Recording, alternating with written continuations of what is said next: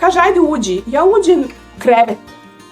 I to je to, kao presvuci stiže tu i čovjek ovako i gurne. Nema sonde, nema ničega. Nema.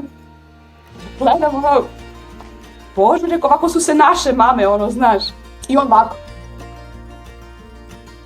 Ovaj uterus je katastrofa. Kako meni?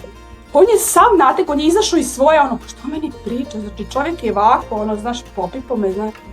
Kaže, ultrazvuk nije pokazao tačno stanje, idi ti na magnetnu rezonancu, pa ćemo i bolje. To je to.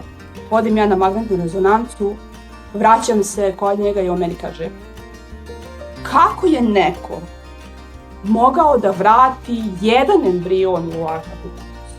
To je tačka na tački, to oni nisu vidjeli, to se ne može vidjeti ni dobrim, oni imaju dole 4D